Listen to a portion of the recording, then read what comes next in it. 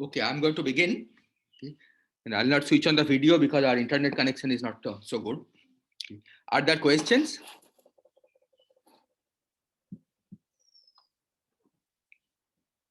Hello. Yes, go ahead, please. Sir, that you are saying that the formation of boundary state is somewhat a non-equilibrium process. Sir, I just want to know that that's why, because the deuterium formation of the deuterium is later as comparison to helium, like the probability of one electron. Yeah, so we'll discuss this in detail later. Okay. Okay. But the point is that if you look at the equilibrium densities, right, then I mean, for a long time, what we'll see is that the equilibrium densities actually do not determine the actual densities, and that's because the process is out of equilibrium, because the rate of deuteron formation is low. But this is something that we'll discuss later Okay. in Okay, detail. sir. Okay. Okay, but Okay. we'll Okay. see that it will be somewhat of an out of equilibrium process. Okay, sir. Any other question? Okay, so let me remind you what you have been trying to do. So you have to study nucleosynthesis, and as I said, it's a involved process. It has to be done in various steps.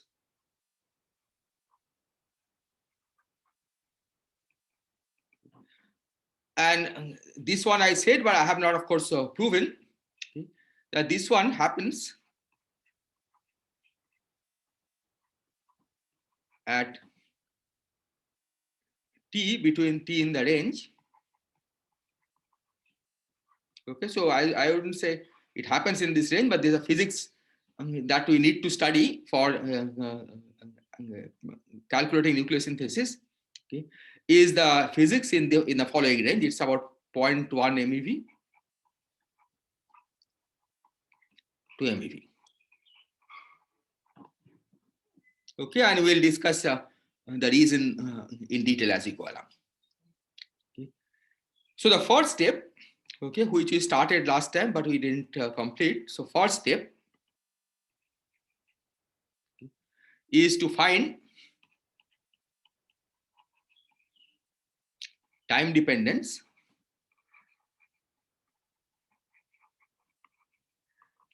of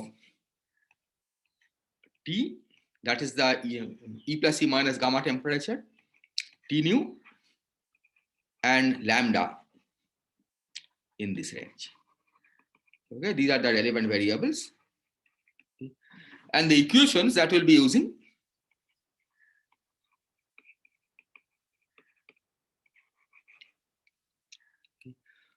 So one is the Friedmann equation, lambda dot over lambda square. Okay. I'm going to ignore the K curvature term. Okay, so this is 8 pi g over 3 rho. Then we have d dt of s lambda cube equal to 0. Okay, so this S is the entropy from the E plus E minus gamma system, because the neutrinos have already decoupled by this time. And the equation that determines the neutrino temperature, okay, which says that after decoupling, the neutrino temperature continues to fall as 1 over lambda. Okay, so first we are going to, so this is of course reasonably simple. Okay, there's not much to do here. Okay, although I will try to write it in a different form. Okay, but the first thing we'll try to do is to see what we get by solving this.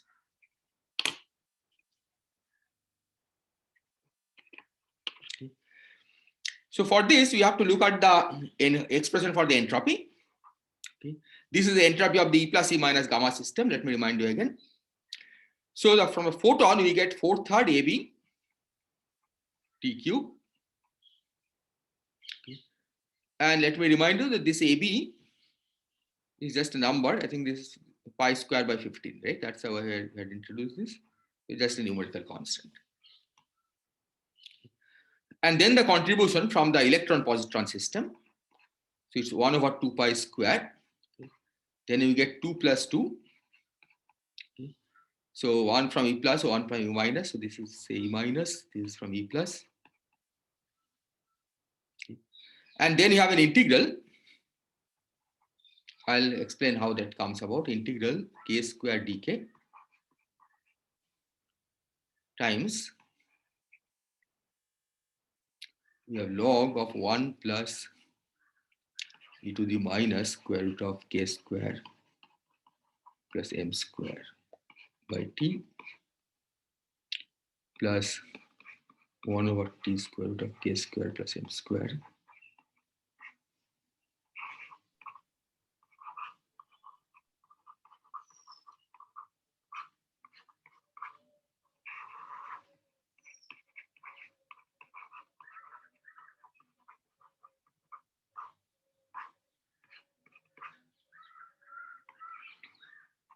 Okay. So here, basically in this, I used this relation A secure to P plus rho minus mu n by T. I should have, okay, P plus rho minus mu n over T, okay, of which mu we are taking to be 0. So mu we are taking to be 0. Okay. This is the contribution to P by T, you may recognize. Okay. That's the same as the grand canonical part or the log of the grand canonical partition function. Okay. And this is the contribution to rho, and I have divided explicitly by T. So this gives the contribution to rho over T. Okay, so that's the way I have written down this equation. Is this clear?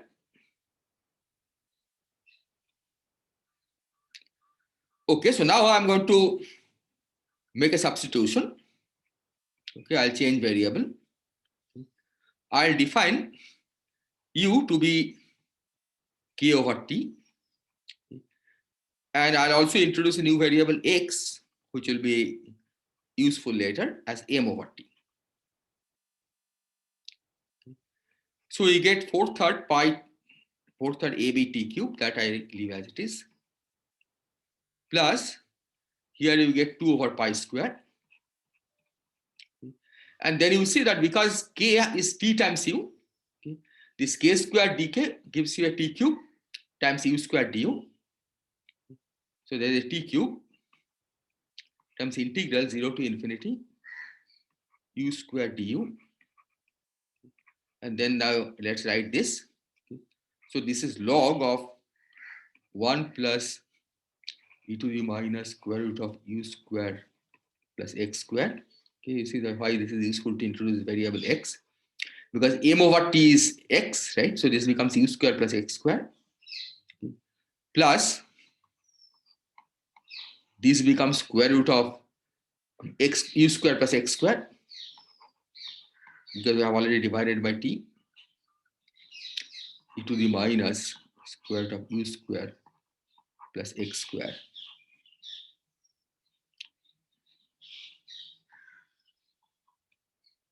Divided by 1 plus e to the minus.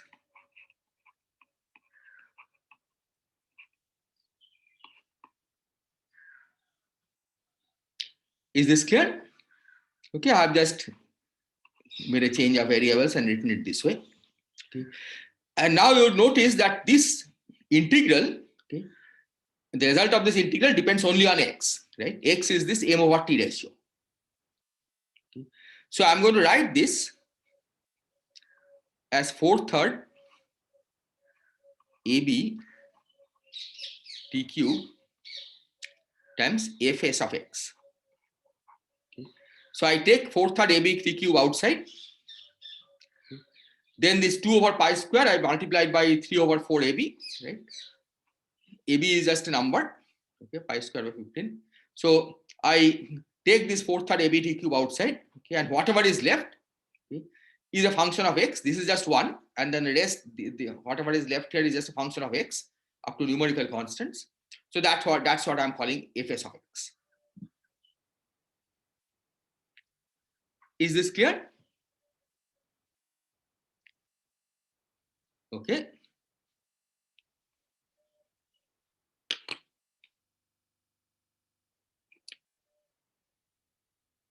So let me write it again. So you get S as 4/3 AB T cube times Fs of x. X is just m over t. And Fs of x has the following property, okay, with the following limits, that at x goes to infinity, x goes to infinity means low temperature. In the low temperature, only the photon part contributes. So Fs of x should go to 1. And as x goes to 0, that's the high temperature. As x goes to 0, E plus E minus are like relativistic particles. So their contribution is easy to calculate. You just get the 7/8 times 2 plus 2, that E plus E minus factor. So this gives this famous factor of 11/4. Okay, so let me explain. So we are counting, we are normalizing so that the photon is 1, right? So photon give contribution is 1. Electron contribution is 7/8. Right? The fact that the electron has two polarization states, right, gets divided by 2 because we have normalized this so that photon contribution is 1, right? So 2 by 2 is 1. So 7/8 plus 7/8. 1 from E plus 1 from E minus. So that's exactly 11/4. So if you go back in the previous slide, right, in the t goes to infinity limit, okay, you will basically ignore the x squared part, right, because x is like m over t, so x is going to 0. So these integrals give you the result that we had derived earlier. And as t goes to 0, that means as x goes to infinity, okay, these are just all go to 0. Okay, so you are left with only this part. So Fs of x is just 1. So these are two limits we should keep in mind.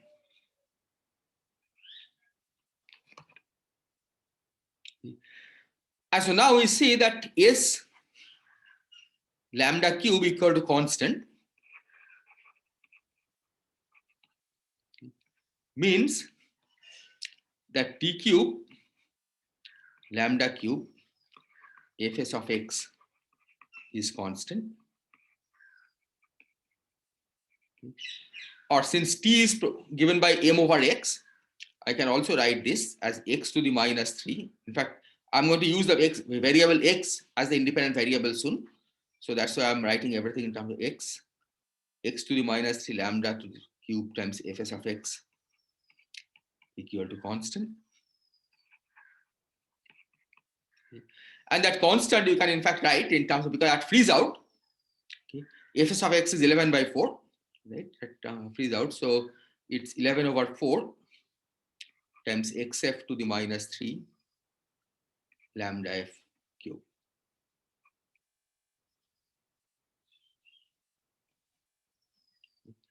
So this is one of the equations. Okay. And then you have T nu is equal to Tf lambda f over lambda. So we'll write this as T nu over T is equal to Tf lambda f over T times lambda. So this I can also write as lambda f over lambda times x over xf, right? Because Tf is m over xf and T is m over x, so x over xf. And now if you use this formula over here, you see that it's precisely this combination that appears here, lambda f times x over lambda times xf. So this is Fs of x to the power 1/3, sorry, 4/11.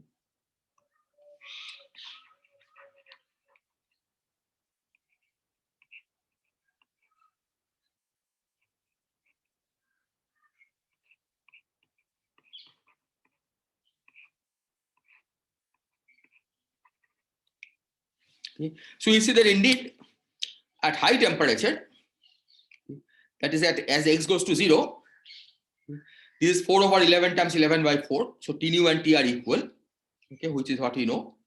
And at low temperature, when Fs of x goes to 1, T nu over T is 4/11 to the 1/3. And this is also something that you had seen earlier.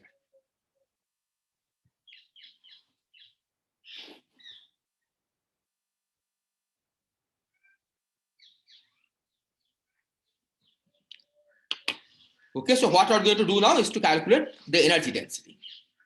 Okay. And the energy density, okay, because you are going to put it in the Friedman equation, here you have to take into account the contribution from the E plus E minus gamma system as well as from the neutrino system. Okay, because neutrinos also contribute to the energy density.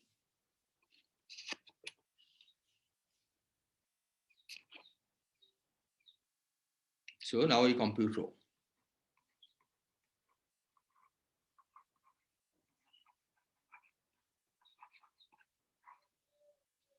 So rho is the photon contribution, we write as ABT to the power 4.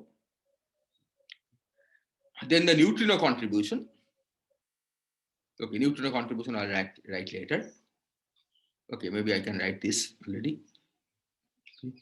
So that's half AB T to the T nu to the 4. Okay. And then we have a 7/8. Sorry, I should write the 7/8 because the neutrinos are fermions. And then you have to count the number of degrees of freedom. Okay. So this is a radiation formula for the energy density of radiation for formulas. Right? So neutrinos, okay, there are 2 nus and 2 nu bars, 2 e nu e and 2 e nu e bars. Similarly, 2 mu and 2 nu bars and 2 nu tau and nu tau bar. Okay, so let me write this. So this gives you from nu e bar. This is from nu mu bar, and this is from nu tau bar.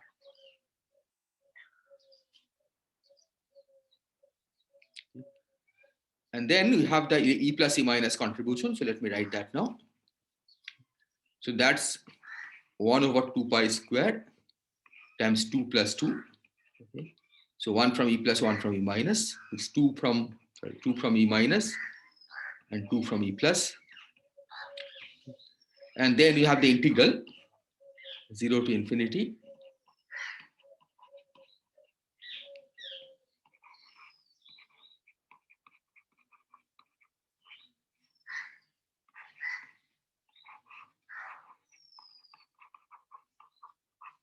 M here is the electron mass.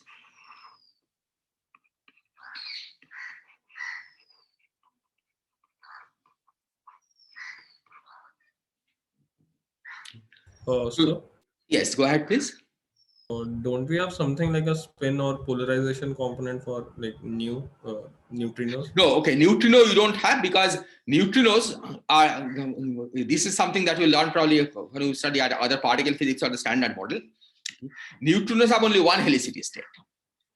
So for the neutrino, the spin is always aligned along the momentum. Okay. And for antineutrino, it is opposite. So you don't have separate helicity states for a factor of 2 for neutrinos. Is this like, does this directly come from standard model, or are we assuming it or something? No, this directly comes from the standard model. When you write the standard model Lagrangian, you don't write the other components at all. So this directly comes from the standard model. Okay. So these are what are called, I think we discussed this in the QFT1 class, right? The Weyl fermions. For massless particles, we know that we can introduce Weyl fermions, right? By using this gamma 5 projection, 1 plus gamma 5 on the fermion equal to 0. These aren't massless, right? Well, these aren't massless, so there's a mixing, right? But the mixing is between them, between nu and nu bar. Okay? At least at the light scale, the mixing is between nu and nu bar. Okay? So you don't consider new degrees of freedom for them. So in the standard model, they are strictly massless. Once you go beyond the standard model, you introduce some other components, but they are massive. Okay, and their contribution is being ignored here. So as far as the number of degrees of freedom is concerned at this scale, right, these are the degrees of freedom. Yeah, but in like if you were to go something like sort of beyond the standard model, then we'll have to consider the spin of them. Like, Well, you have to accept that the extra states that will be adding, right, will be massive, and they will not contribute to this counting. Okay, their numbers should have gotten suppressed by this e to the minus m over t factor. yeah, but T is very large, right? So, But those I masses have- are much larger, have to be much larger. In fact, we'll see that in fact the base bound, okay, at least maybe not now, but earlier the base bound to the number of neutrinos came from cosmology. That if you add something more here, you will upset the prediction of nucleosynthesis. okay. So just from this analysis, I'm going in reverse, we know that you cannot add anything more here. And it's okay with the, it's certainly compatible with the standard model, but it's also compatible with the extension of the standard model that we have. Precisely because any extra, that there may be right-handed components, but their masses have to be sufficiently heavy. Okay, so as far as the light degrees of freedom are concerned, you still count these. All right. Okay, any other question?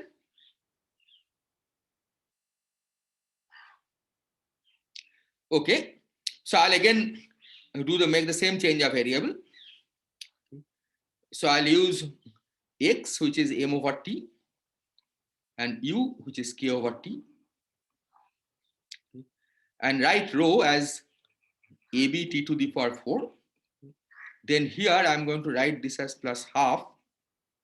Okay, this is what? This is 7 over 4 times 6.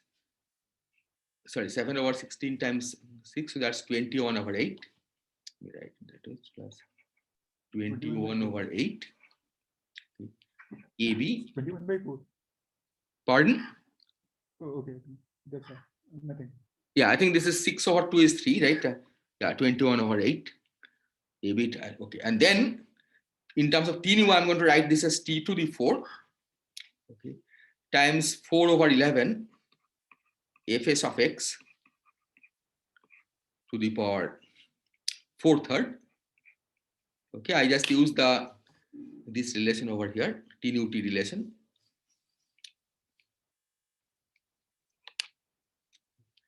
And then we have plus, this is 2 over pi squared.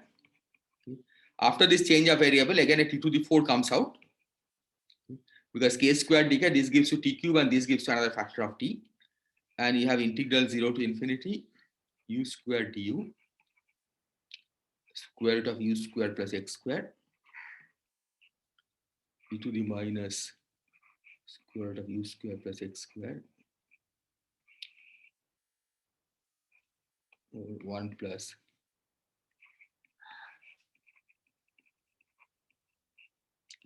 and this one I'm going to write as ab t to the power 4 times f rho of x. Okay, so whatever is left, I'm calling it f rho of x. Okay, so that includes this contribution, and this contribution. The main point is that after you have taken out this factor of t to the 4, it's a function of this m over t ratio.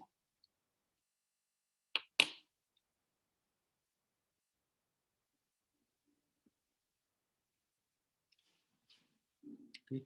So let me now collect all the 3 results that you have found. Okay. So the first result was lambda cube x to the minus 3 fs of x is constant. This constant, of course, you can figure out by setting lambda equal to lambda f and x equal to xf. Then we have t nu is equal to t times 4 over 11 fs of x to the power 1/3. And then finally we have rho as ab t to the 4 times f rho of x. Okay. And the important point is that this fs of x and f rho of x are given in terms of integrals, but you can evaluate them numerically if you need to. So now what we are going to do is to substitute in the Friedman equation. Okay. So we now substitute into lambda dot over lambda square equal to 8 pi g over 3 times rho. Okay. But instead of trying to substitute rho as a function of lambda, what we are going to do is to eliminate lambda, okay, using the first equation and write the very equation in terms of x. Okay. And the reason is that the actual value of lambda will not be very important for what we are going to do. Okay. What we really need is the way the temperature varies as a function of time. Okay. That means the relation between x and t and small t, okay, the time. Okay, and that's what we'll try to determine. So we use 1 d dt of 1, okay, or maybe I should say d dt of log 1, d dt of log of this first equation tells us that 3 lambda dot over lambda minus 3 x dot over x plus fs prime of x over fs of x times x dot equal to 0. Okay. And this gives you, so now I'm going to write lambda dot over lambda as, let's say lambda dot over lambda is equal to x dot over x times 1 minus 1/3 x times fs prime of x over fs of x. Okay. So the prime means derivative with respect to the argument. Okay, fs prime of x over fs of x. So fs prime means ddx of fsx. Is this clear? Okay.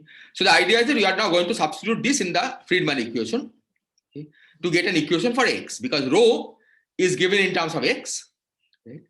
And now we are expressing lambda dot over lambda in terms of x dot over x. Okay, so we'll get a equation in terms of x. Okay. And this t, of course, is just m over x, right? So we'll just substitute t equal to m over x.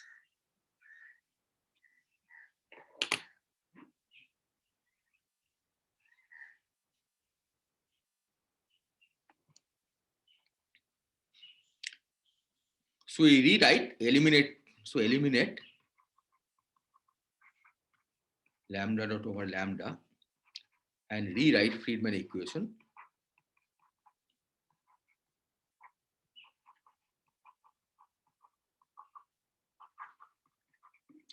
as, let's see, so what do we get there?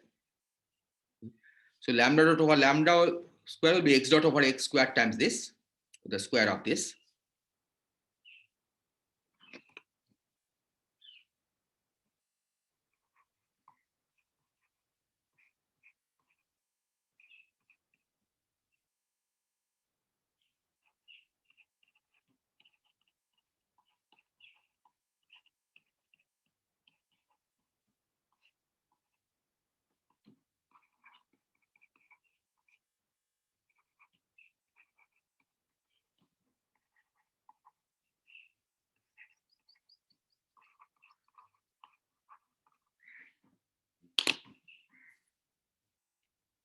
Is this okay? Right? Because this is 8 pi g over 3 times rho, right? Rho was ab times t to the power 4. Sorry, ab t to the power 4 times f rho of x. Okay. So instead of t, I substituted m to the 4 over x to the 4, and here is f rho of x.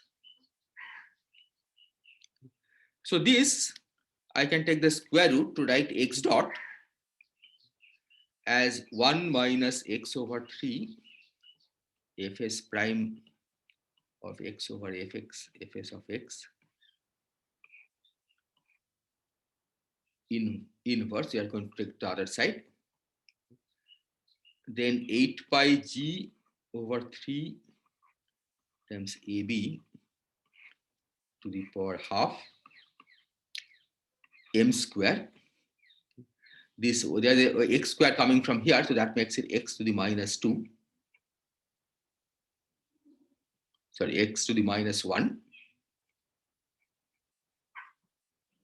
X to the minus 1, right? Because this 2 minus 4 gives to minus 2, and I'm taking square root, so x to the minus 1, and f rho of x to the power half.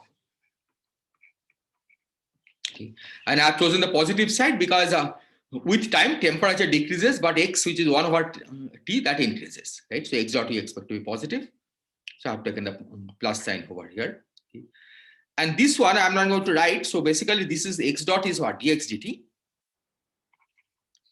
This is dx dt, right? So I'm going to write dt as dx times something, okay, and then integrate. So this gives t as integral 0 to x. Okay, I'll use x tilde as a dummy variable, integration variable. So dx tilde. Okay. Everything has to be taken to the left hand side now. So 1 minus x tilde over 3 fs prime of x tilde to the power fs of x tilde to the power minus half 8 pi g over 3 ab to the power minus half m inverse, then sorry, m to the minus 2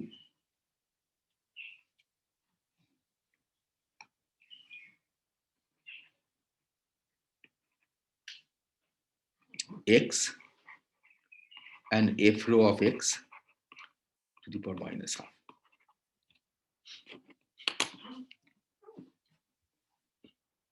Sorry, these are all x tilde. That's the dummy variable.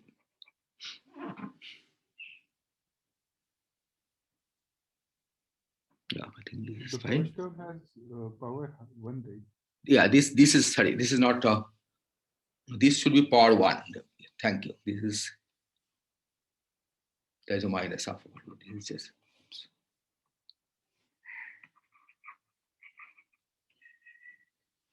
is this okay?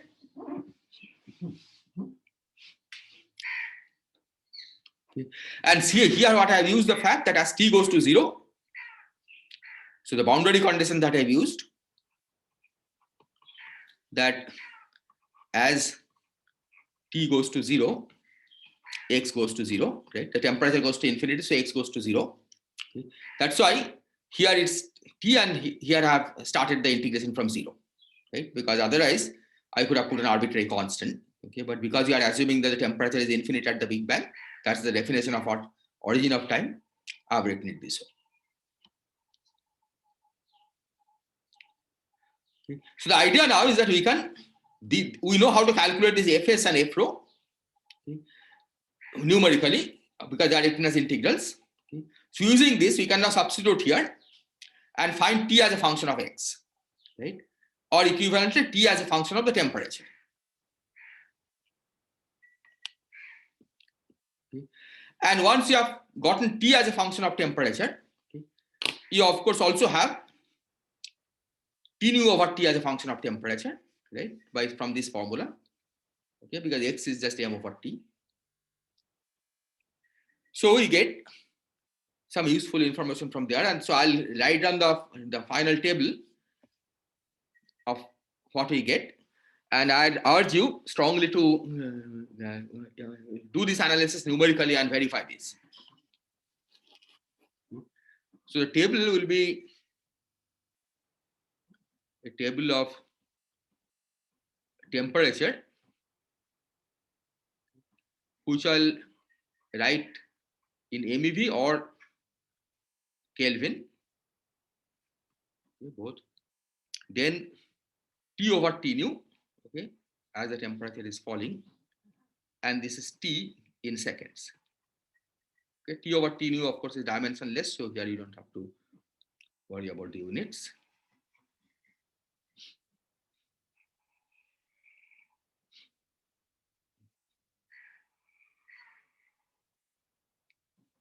Okay. So let's begin at high temperature, okay, 10 to the 11 K. 10 to the 11 K. That's about 8.6 MeV. Okay, because if you use the Boltzmann constant, right, we know how to convert from Kelvin to MeV, because 1 Kelvin, right, if you remember, was something like 8.6 times 10 to the minus 5 electron volt. Okay, and using that, you can derive this. You multiply by 10 to the 11 on both sides, and this is what you will get.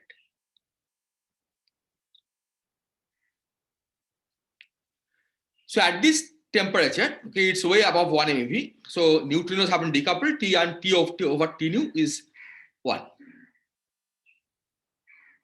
Well, more than neutrinos haven't decoupled, the electrons are still not fully relativistic. So no entropy has been transferred from the electron to the photon. So this ratio is just 1. And we can take T to be almost 0, right? Even though it's not quite 0, because the 0 is infinite temperature, but this is as good as 0, close to 0.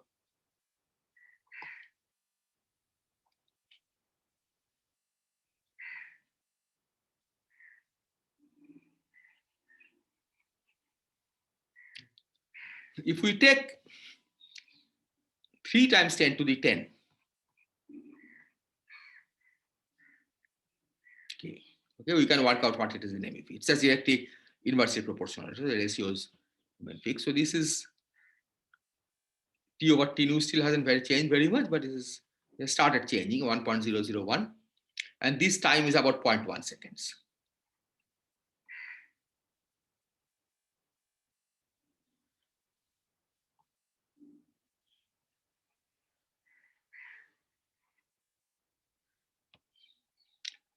Then let's do 3 times 10 to the 9. I am going in steps of about almost roughly. Sorry, not. I'll do 10 to the 10 Kelvin.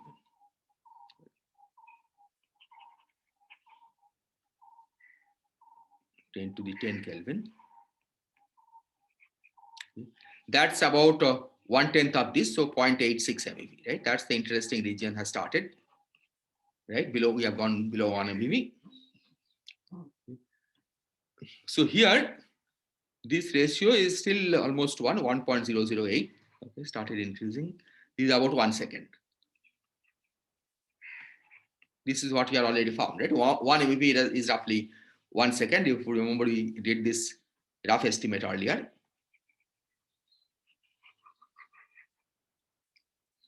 Then 3 times 10 to the 9. 3 times 10 to the 9 K. So here, 1.08. Okay, still E plus E minus is more or less relativistic. It hasn't transferred too much entropy. It is 12.66.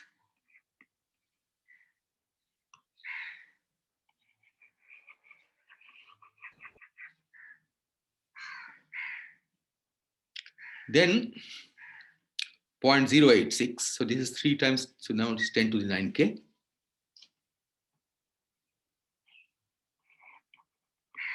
That's 1/10 of this, right? 0.086. Okay. So you see, you remember that electron mass is about 0.5 MeV, right? So you had about 1/5 the electron mass. So here, this number is starting to increase. This is 1.345 and about 168 seconds.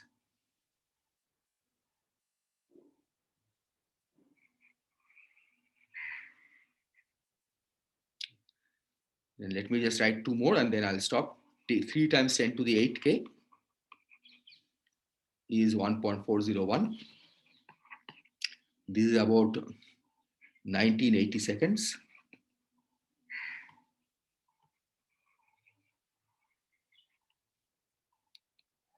And then 10 to the 8 K. That's 0.0086 MeV.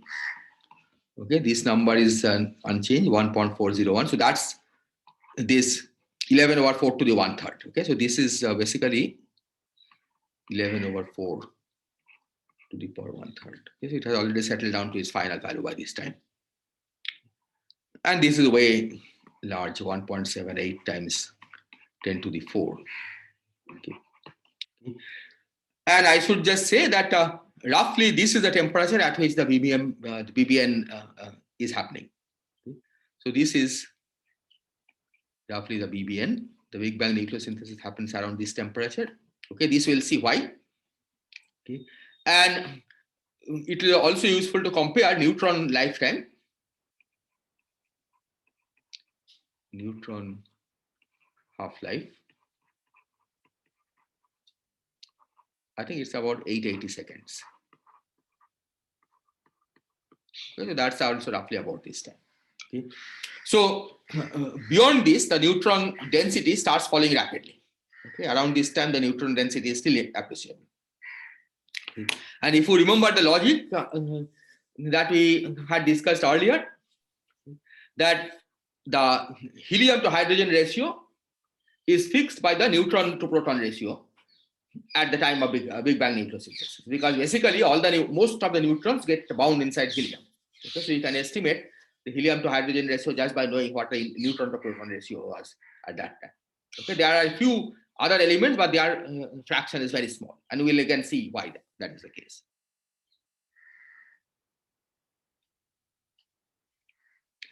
Is this clear?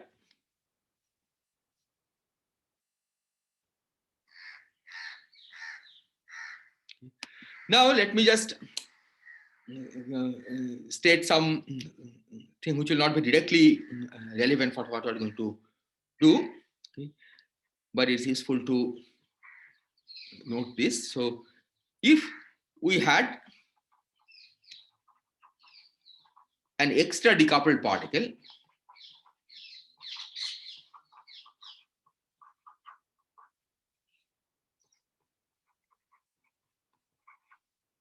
which might have decoupled at higher temperature, might have decoupled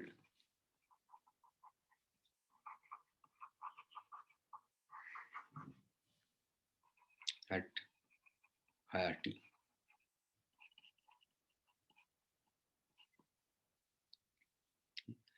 Then what will be the effect? The net effect will be that it will contribute to rho.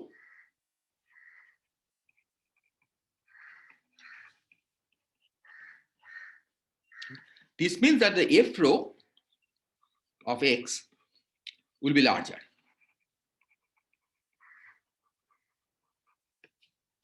So let's see what is the effect of larger F rho of X. Right. We see that F rho of X comes with a negative part here. So a larger F rho of X will mean that smaller T for the same X. So that means that the same temperature is reached at a smaller time. And this is intuitively clear, right? Because if there is more energy density, then the expansion rate of the universe is faster, right? Because lambda naught over lambda square has a larger contribution. And as a result, if the expansion rate is faster, then the temperature is falling at a faster rate. So at a less amount of time, we will reach the same temperature.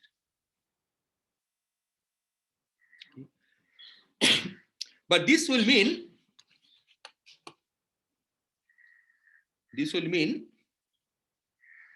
that nucleosynthesis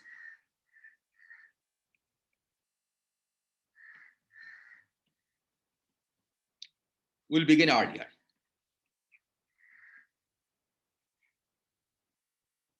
Because nucleosynthesis requires the temperature to fall below a certain value. So nucleosynthesis will begin earlier. And what will be the effect of that? The effect of that will be there will be more neutrinos, more neutrons.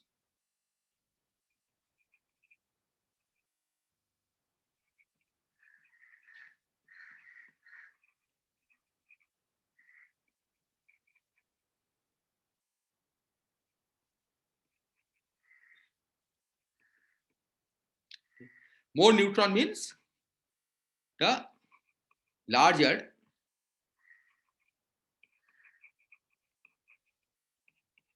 He to hydrogen ratio.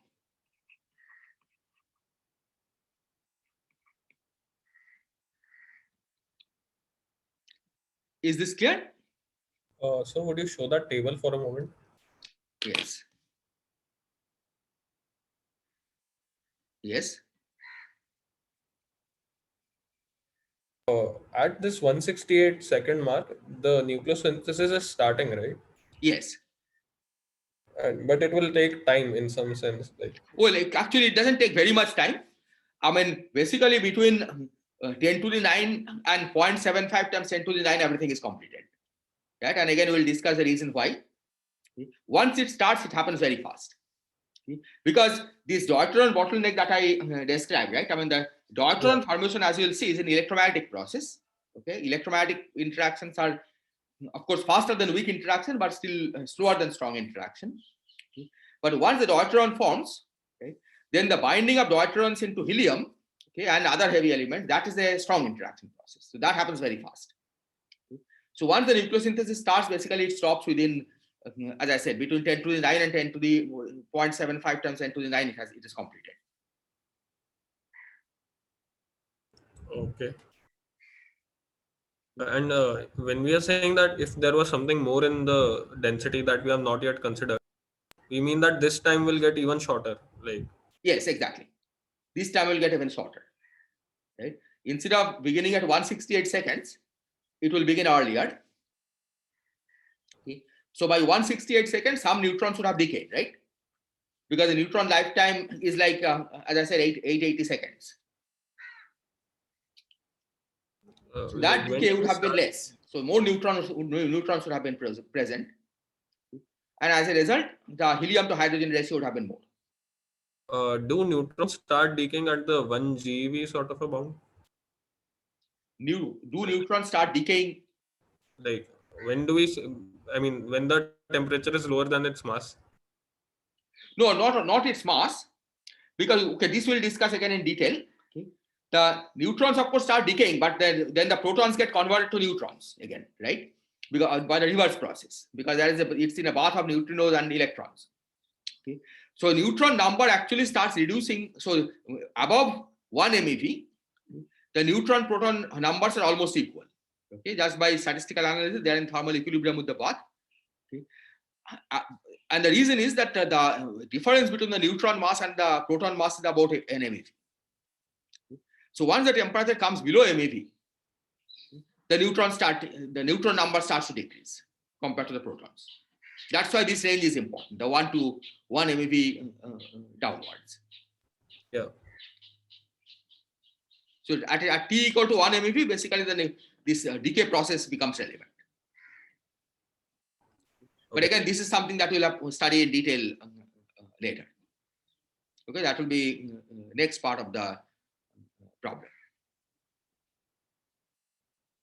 So, shouldn't we Yes. check that the baryons are in thermal equilibrium with the bath? Baryons, well, we'll see. Baryons eventually will be in thermal equilibrium with the bath, right? But that's after the bottleneck is removed. But we are commenting about the neutron to proton ratio, assuming that it is in the. Yes, certainly. Okay. So I have not even discussed that yet, right? But when we discuss that, so we'll divide it into two parts. The first we'll discuss the neutron to proton ratio, assuming that no baryons are formed. And then we'll take into account the effect of the baryons. Till the baryon, the effect of the neutrons are also and protons are also baryons, the nucleons, right? We'll first assume that the neutrons and protons are the only two things that are present. Study how the neutron number changes as a function of time. And then we'll discuss the formation of nuclei. Okay. Okay, there we are going to take into account everything. Is this okay? Yeah, but what interactions would mediate?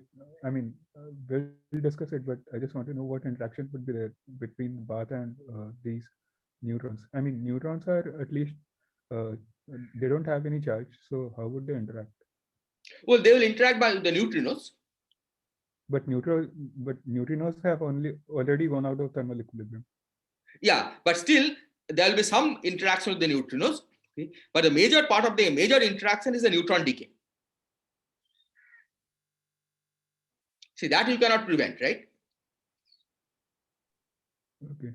Because neutron can decay into proton and electron and antineutrino. That will be the major contribution.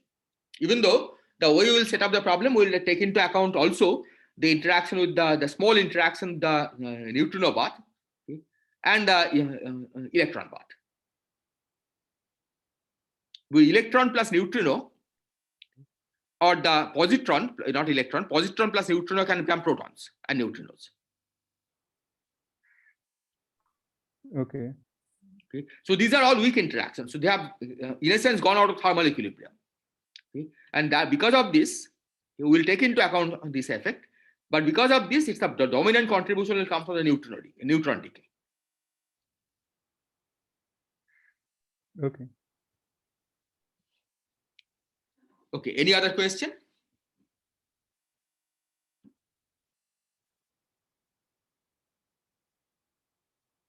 Okay. So this, in fact, is related to one of the homework problems that I have given. Okay. So this, and in fact, has been used to put bounds on the number of such extra species. So this has been used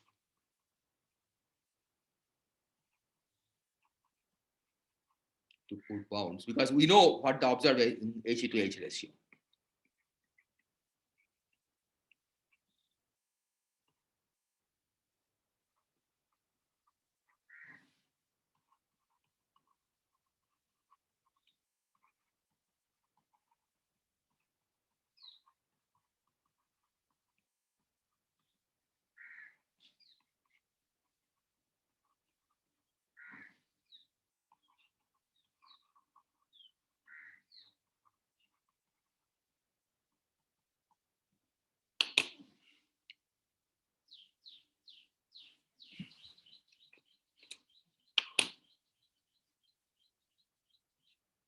Okay. Now we turn to the next step.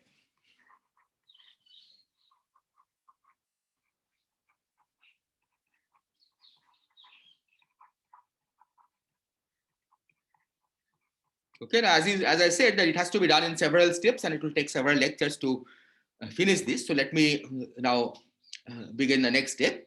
Okay, so what is the next step? Okay. So we want to study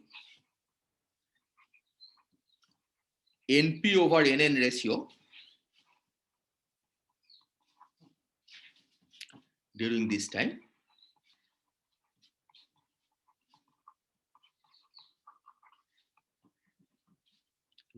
And here I should add, ignoring nuclear formation. Because as you will see that happens later, okay, that happens very shortly in time. Okay, so once the nuclear formation begins, it gets completed very quickly. Right? So that's why it's meaningful to study the NP over NN ratio, okay, at this time, ignoring nuclear formation, because once nuclei form, basically all the neutrons get bound to helium and the rest is proton. Okay, that's the first approximation, and then a few light elements will also be formed in smaller amount.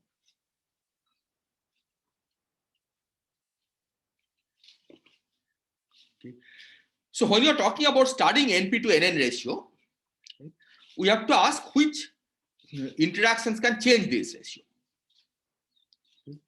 So the NP to NN ratio can change by weak interaction only. So NP to NN ratio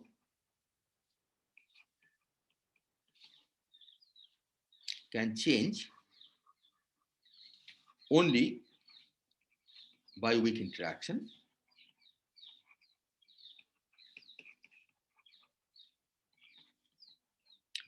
Because electromagnetic and strong interaction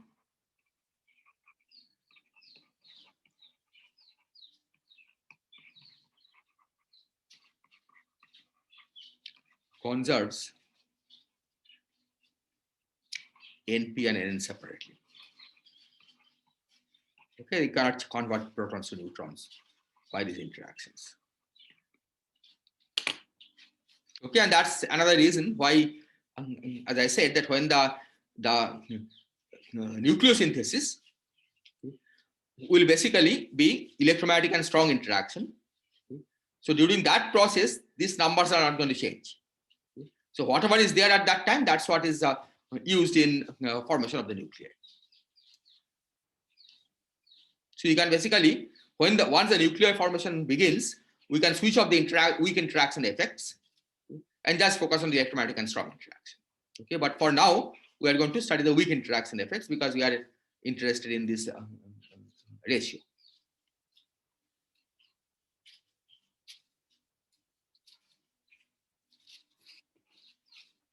So the processes that are of relevance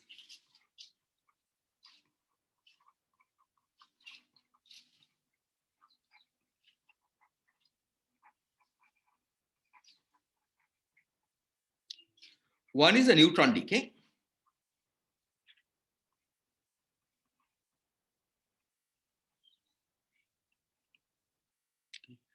And then the others are related to this by crossing.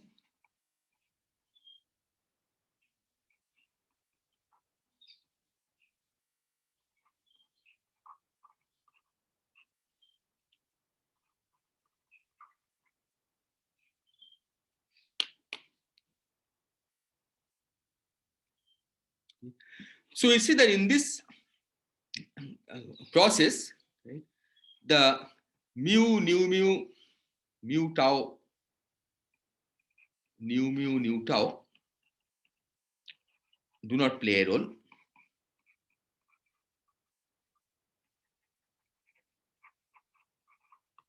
Okay, they can still exchange energy, but they do not play a role in this conversions. Okay. And mainly the reason is that the mu and tau are heavy, right? Mu and tau are both heavy.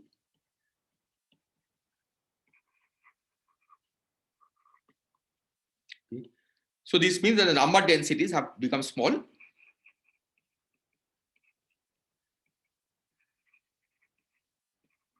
Become small by T of order MEV.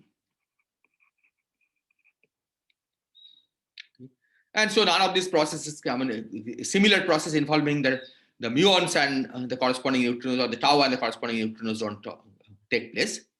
Okay. So even though these do contribute to the Friedmann equation, okay, as far as the neutron-proton ratio is concerned, okay, we can ignore them completely. Okay. So we ignore them in our analysis. We ignore them in our analysis.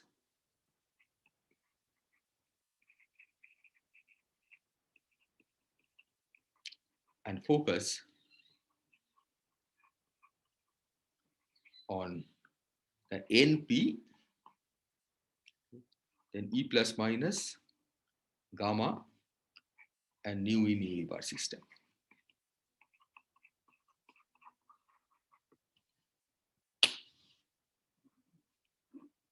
Okay, so this is, we'll pretend now that these are the only things that are present and proceed from there.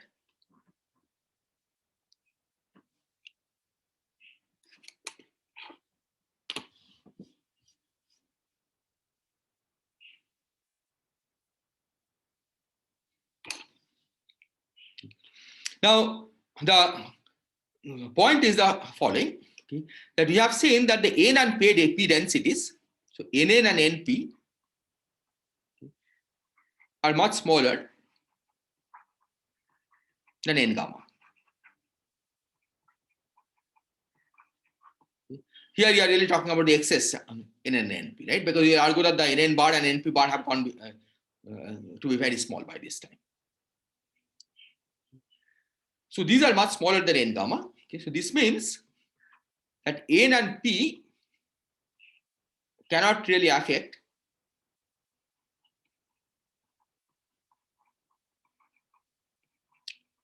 the E plus E minus gamma and nu bar system,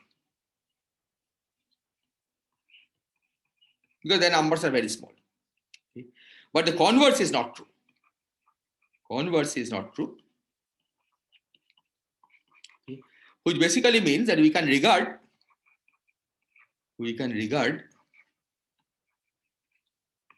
NP system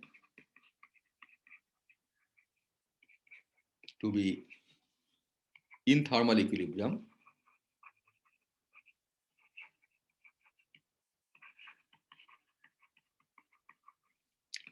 with thermal and chemical equilibrium, E plus minus gamma and nu bar system. Maybe I should put E here just to indicate that you're talking about the electron neutrino at T of order MeV. Okay. See, for T less than MeV, right, the nu goes out of thermal equilibrium. So you have to make some special effort to study this. But at least for T larger than 1 MeV, we can think of the NP system to be in thermal and chemical equilibrium with these guys. Okay, because these themselves are in thermal equilibrium. Okay, so we'll start from here. Okay, we'll see what happens at T, say between 1 MeV and 10 MeV. Right? That's where we started our table, right? 8.6 MeV. So say between T and 1 MeV and 10 MeV. Okay, the P and N are kept in thermal equilibrium by colliding with these particles. Okay, and we'll study the thermodynamics. Is this clear?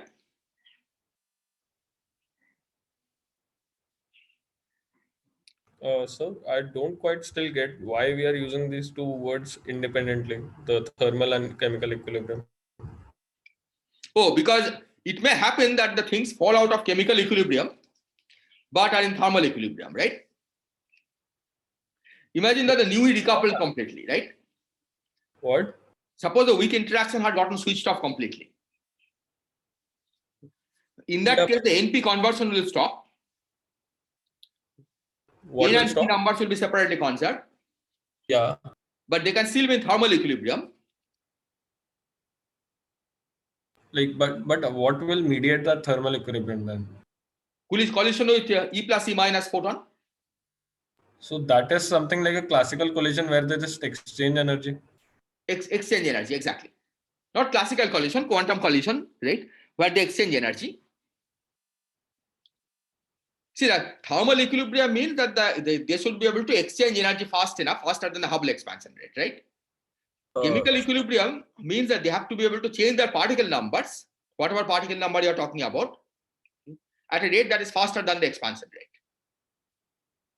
I So mean, it can both happen of that one rate is smaller than the other, right? yeah, but both of these processes are given by Feynman diagrams, right? Yes, indeed. But different kind of Feynman diagrams, right? All Feynman diagrams exchange energy, but not all Feynman diagrams exchange quantum numbers. Yeah. Right? And also, like, how do we talk about the rate of reaction of a Feynman diagram?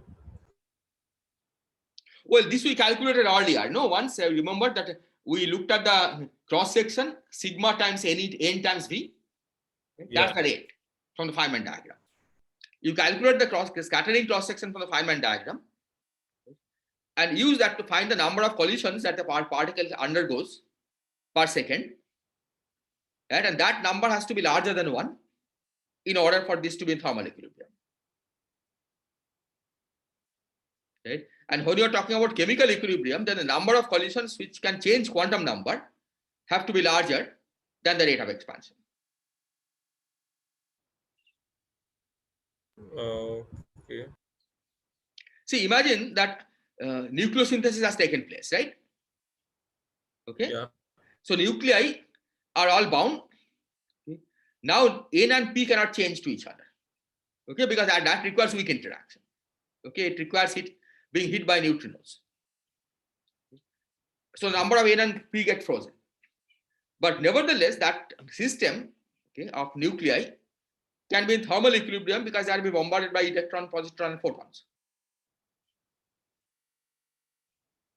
Yeah. Right. So these two are distinct in the sense that you can go out of chemical equilibrium and still be in thermal equilibrium. If certain processes fall out of equilibrium, but not all processes fall out of equilibrium. Yeah. Okay. Okay. So here when I say that it's in chemical equilibrium, okay, that basically means that N and P exchange, that the transition rate from N to P and P to N, okay, via these various processes that I listed, okay, those are fast enough, okay, so that this happens many times within one Hubble time.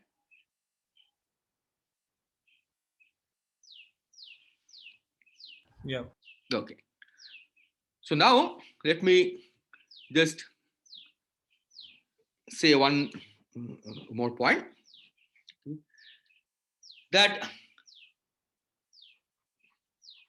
we cannot, for this problem, okay, maybe I should say for this problem,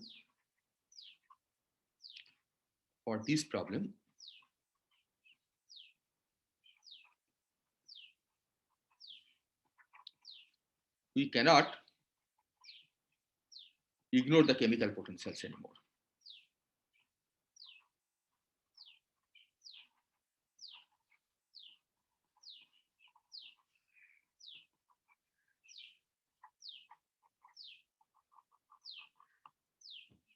Okay, and let me explain why this is the case.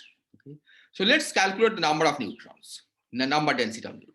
Okay, so this is given, this will be given by 1 over 2 pi square times 2 times integral 0 to infinity k square dk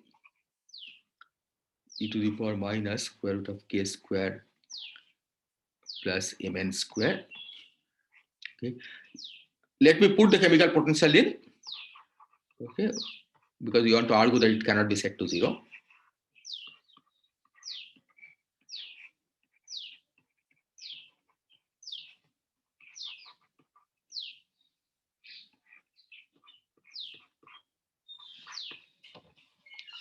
Okay, and now you are talking about a temperature T of order MeV. Okay, so that is much less than Mn, right? Because Mn is like GeV, 10 to the 3 MeV. Okay, so I can write Nn as I can take the e to the mu n over T outside from this e to the mu n over T, and then basically use a non-relativistic formula that we have derived. Okay, so let me write that as 2 times e to the power minus mn over T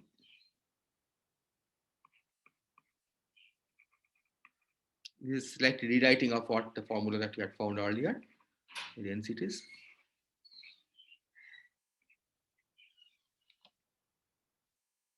Okay, roughly this is, so basically we ignored the this term in the denominator, okay, because k square plus m square is much larger than T, and we will see that the mu n doesn't really help very much here. So this is roughly the Nn that we'll get. And you see that suppose we set mu1 equal to 0. Okay, if you set mu1 equal to 0, okay, then this number is extremely tiny, right? E to the minus mn over T. So this goes as, you can just forget about this for now. Okay, so e to the minus 1000.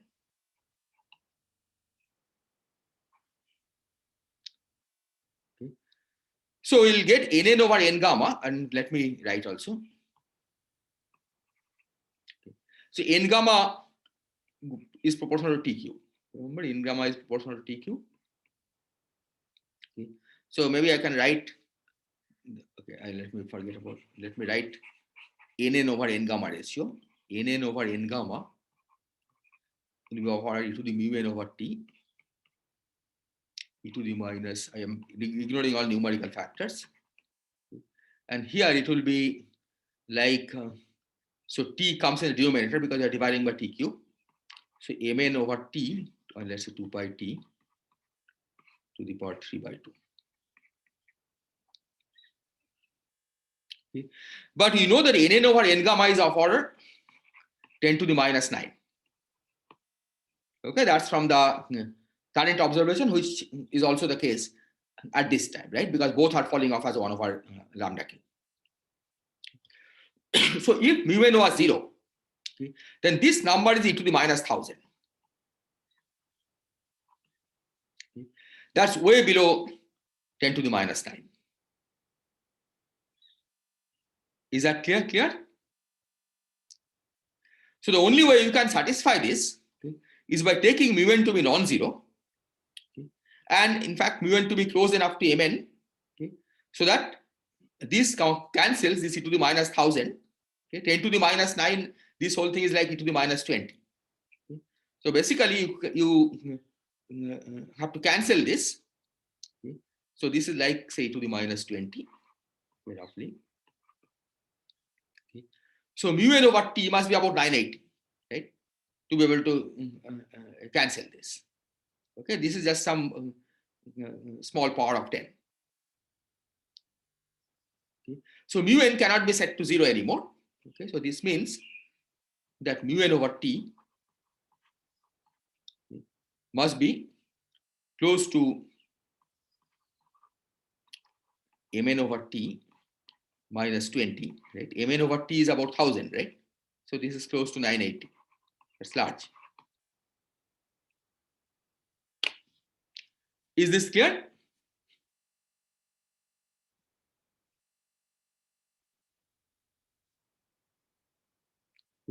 So let me write this once more. So nn over n gamma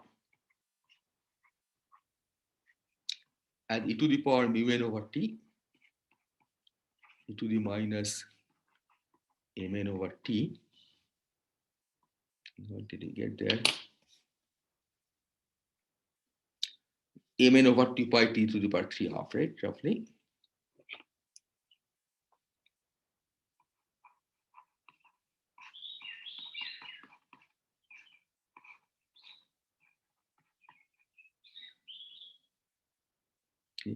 So this is of, we know of order 10 to the minus 9. So this tells us that, okay, so what from this we can also see when mu n over t cannot be taken to be small anymore. Okay. So this means that mu n over t cannot be taken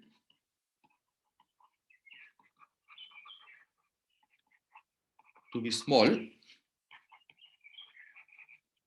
if e to the minus mn over t times mn over 2 pi t to the power 3/2 becomes much smaller than 10 to the minus 9.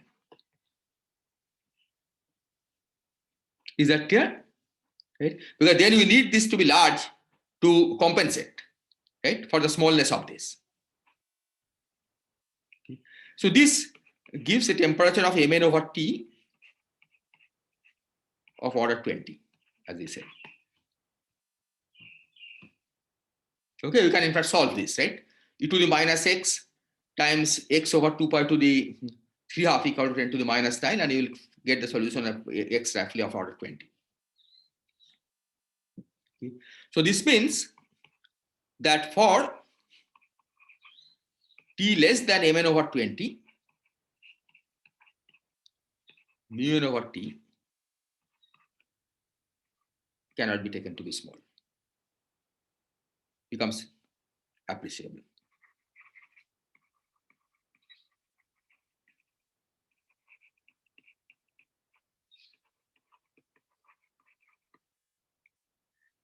Okay, so mn over 20 is like 1000 GeV over 20, right? That's about 50 GeV. Sorry, 50 MeV. 1000 MeV over 20, 50 MeV. We are talking about T of order 1 MeV, right? So certainly here mu n over 2 cannot be taken to be small. You have to keep mu n. But the same logic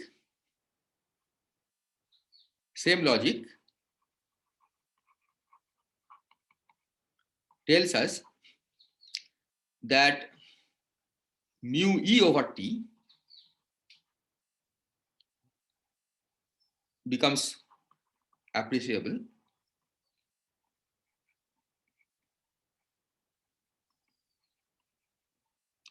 at t of order me over 20. Okay, me over 20 is this is 0.5 MeV, right?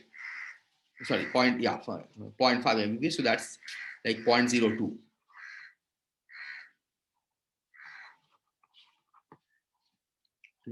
So this is way below the temperature at which the BBN happens. Okay. So basically, this is saying that for the problem of nucleosynthesis, we can take mu e over t to be small. Okay, you cannot take mu n over t to be small, but you can take mu e over t to be small. Okay, again, because the excess in neutrinos, I mean, you can excess electrons, you apply the same logic, right? Here you are using nn over n gamma. Okay, there you have to use the excess new electron over n gamma. And that's again also of the order of 10 to the minus 9. So mu over T can be taken to be small as long as the temperature is above this. Is this clear?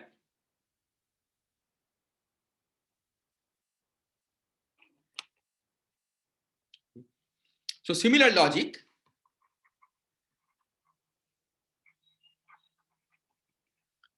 tells us that mu nu over T can also be taken to be small.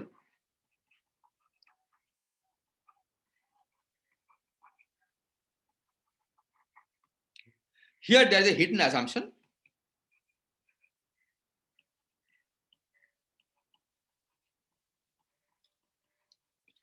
Okay. And that's that the number of nu e minus number of nu e bar, the excess nu e over nu e bar, okay, over n gamma is also small. Okay. This one, unfortunately, has not been measured experimentally because you cannot measure neutrinos very well.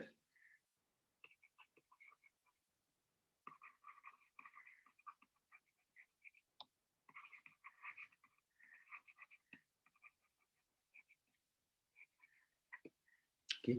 But later, we will argue theoretically using physics, is still standard model physics at 100 GeV, that this is the case. Oh, so they are separately of the order of 10 to the minus 9, no? No, not separately. For neutrinos, no. Because neutrinos, if they're still massless, right, the massless component at least, right, we saw the neutrino temperature, right? Yeah. So that temperature is of the order of the photon temperature. Yeah, but they are still in equilibrium. So, I mean, well above, I don't know what, 1 Yeah, GeV. they're still in equilibrium. So nu over n gamma, right, is not small. Right? Oh, yeah. They freeze out after a while. So, yeah, they freeze out after a while before the masses have, before the temperature has come down below their masses, right? So nu over n gamma remains fixed. But the asymmetry, so mu controls the asymmetry, right? yeah. See, nu over n gamma can be large as long as the temperature is above the masses, right? Nu over n gamma, mu can be small and nu over n gamma can still be large, right? It's only that when they can become non-relativistic that the densities start falling, right? Here, here you are talking about Nn over n gamma because the densities start falling once they become non-relativistic. Yeah. But like, why are we, why do we want that difference to be of the order of 10 to the minus 9? Why do you want it? Oh, because if we want to argue that mu nu can be ignored.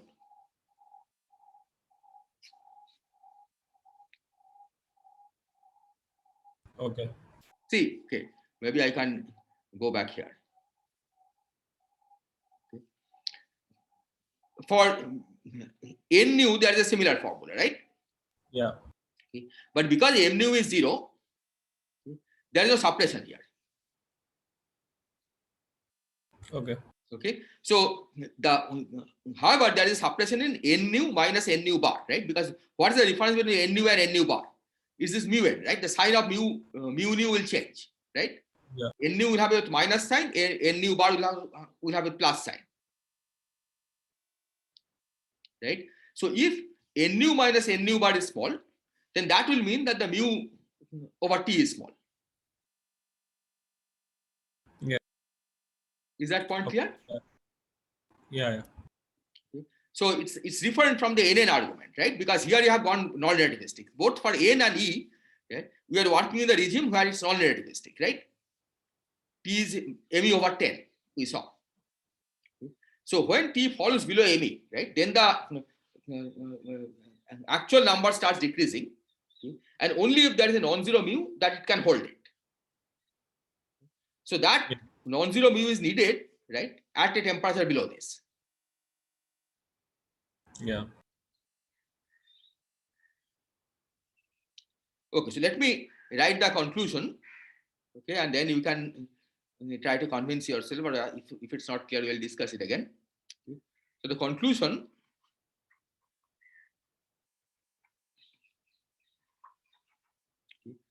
is that at T between 1 MeV and 0.1 MeV, we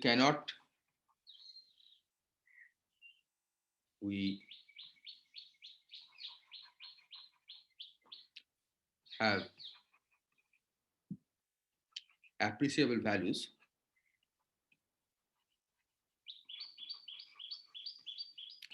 of mu n over T.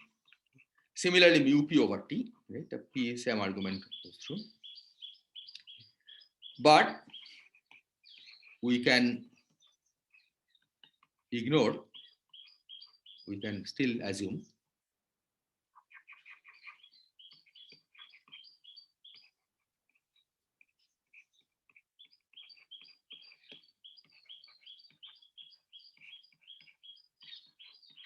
mu gamma, of course, is 0 identically, right? And mu e plus is just negative of this, right? So that's also close to 0. So these are the approximations we can use, but we cannot set mu n over T and mu p over T to be small. Is that point clear?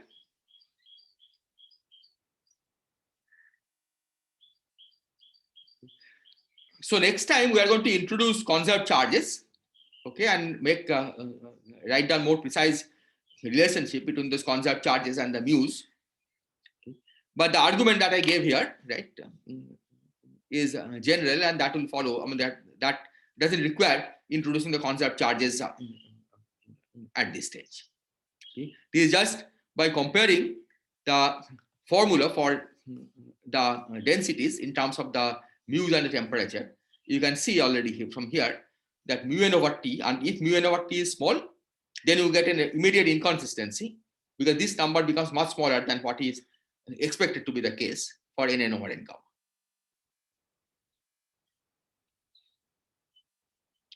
Okay. Are there questions?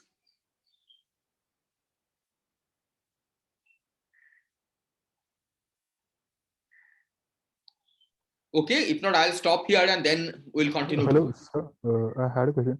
Yes. I mean, why are if neutrinos, neutrons are both neutrons and protons, if they are interacting both with the bath that contains electrons and photons, and they are also interacting with neutrinos, why should we suppose that these neutrons are in thermal equilibrium with the bath that contains electrons and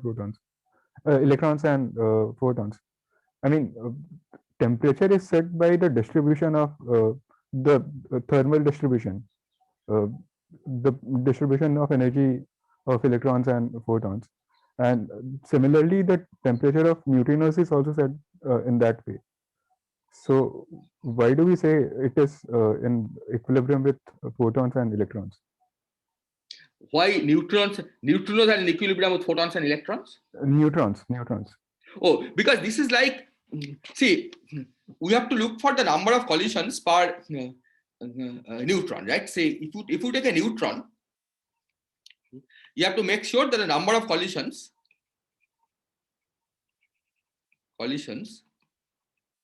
with other quantities like nu, the ones that are dominant in the bath, that are gamma, is larger than 1 per Hubble time, right?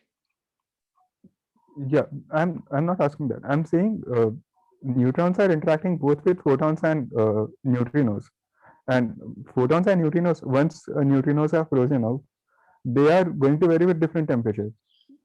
Yeah. Okay. So right now we are talking about T larger than 1 MeV when you are talking about thermal equilibrium,